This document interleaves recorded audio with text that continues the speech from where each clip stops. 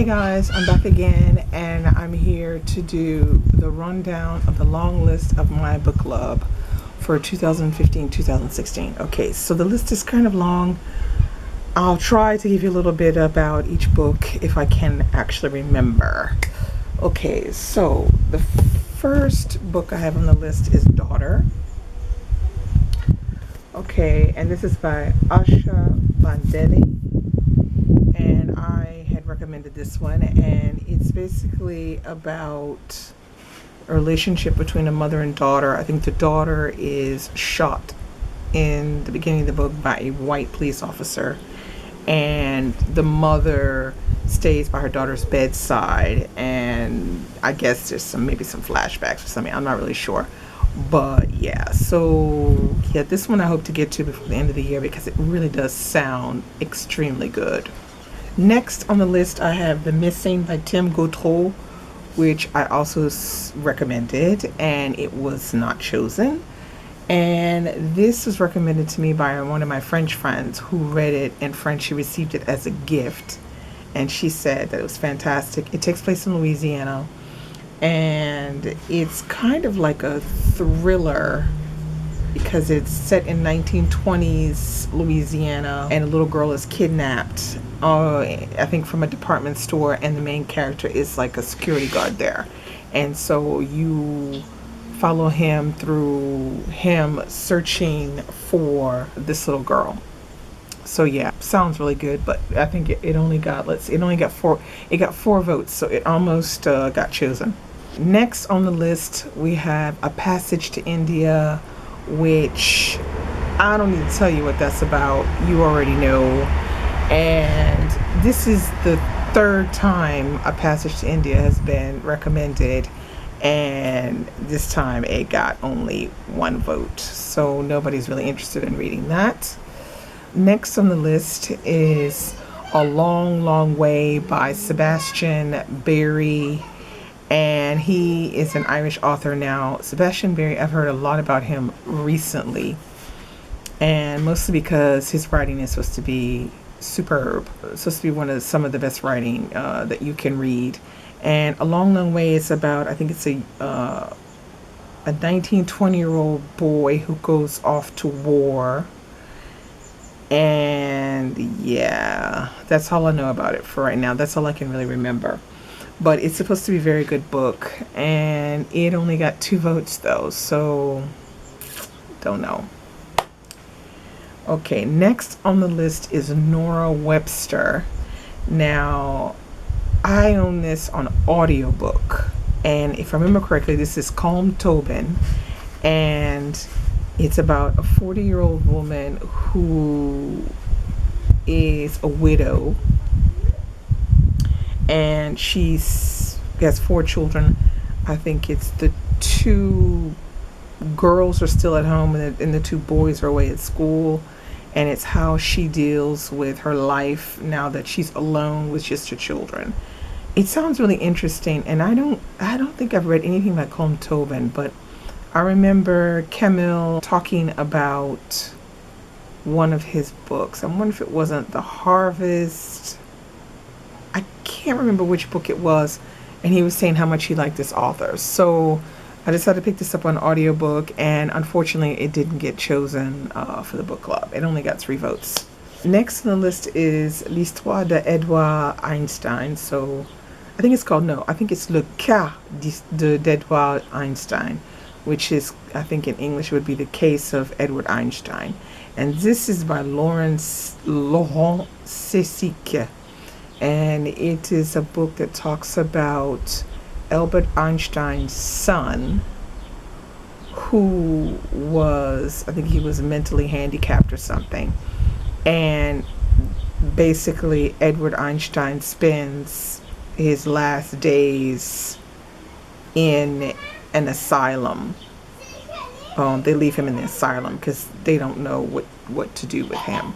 And so you read at the last, portions of his life. And it's just, the way I read some of the reviews on Goodreads, and it sounds like a very poignant read, and that it would be very good. So that one only got 3 votes though. Then we have Small Island, which I think you all know this one. It's by Andrea Levy, and this is another story of immigration. I think its main character immigrates from Jamaica to England, and it is supposed to be a very interesting read. She won the Whitbread award for this one. So yeah, unfortunately, it only got 1 vote. Mine. Anyway, next on the list is Preparation for the Next Life.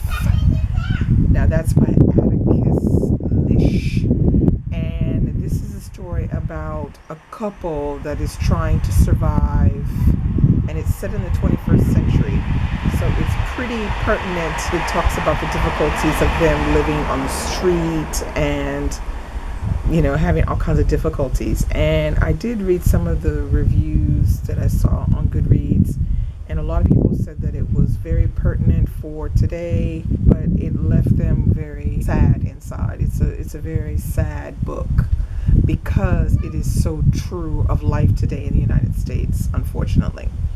Okay, next on the list was this one, which is All the Light We Cannot See, which was a Pulitzer winner this year, by Anthony Doerr.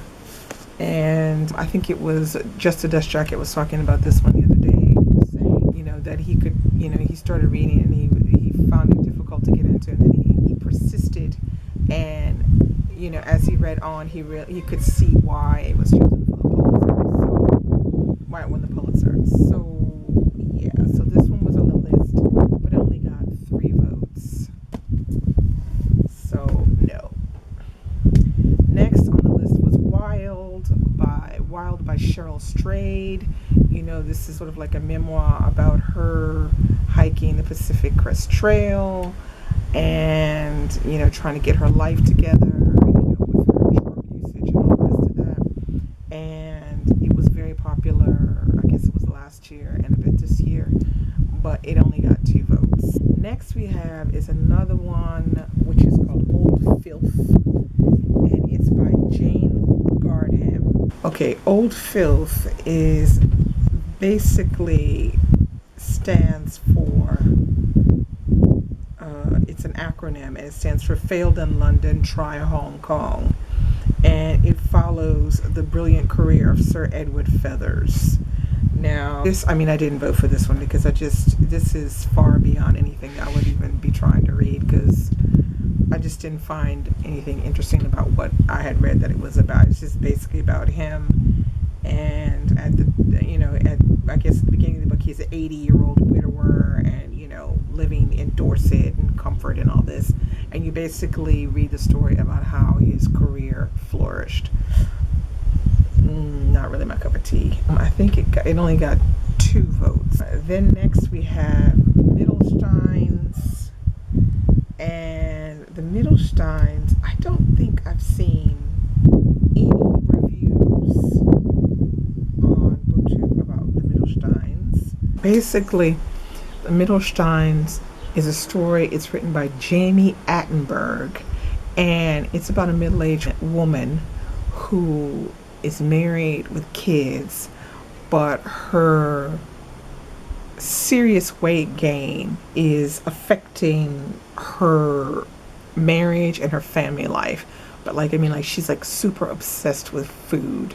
It didn't get any votes, so I don't know, although I do have it on my iPad. Next we have The 12 Tribes of Hattie, which is by Ayanna Mathis, and this was her debut novel, and it's about Hattie Shepherd who flees Georgia, I think in the 20s, and it's basically about her tribe, which are her children. And I think it's told with different,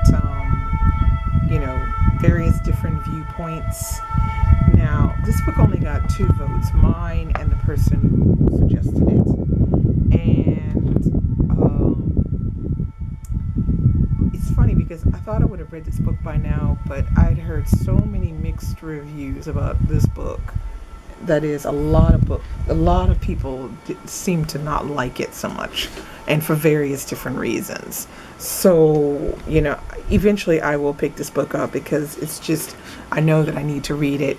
I remember Kim Michelle saying how much she liked it, and having seen Ayanna Mathis at her local library, understood better what she was trying to say. So I'll eventually give that a go at some point. Next book on the list, Our Endless Numbered Days by Claire Fuller. Now, this is a very peculiar book because it's about a father who kidnaps, I guess, sort of kidnaps his daughter and takes her to live in the wilderness somewhere. They, hunt and fish and stuff like that. They hardly eat properly, so they go through a lot of starvation periods. And then one day she finds a pair of boots in the forest, and she tries to look to see who the boots belong to, and then she escapes because she realizes there's a world out there, and she finds her mother, but she brings with her a secret. Yeah, this one sounds super interesting, but it only got 2 votes. I don't know. I hadn't heard anybody on BookTube talking about her endless number of days, but I might have to pick that one up because it sounds I'm very curious about that one. It sounds very, very good. Now, there was another book that I didn't talk to you about, which is the last one, which is called The Last Days of Stefan Zweig, and I think it's by the same author as Le Cas d'Edouard Einstein. I think it's Laurent Sisik, and it's basically an autobiography about the last days. It's about Stefan Zweig, the writer. That only got 2 votes as well. So that's the end of the list. Let me know below if there's any of these you would be interested in reading or that you want to encourage me to pick up. Some of these I will definitely be picking up because I found them very, very interesting. It was very difficult to choose this year. There were a lot of really good books on the list. So that's all I have for you today. Look out for a review for something really soon.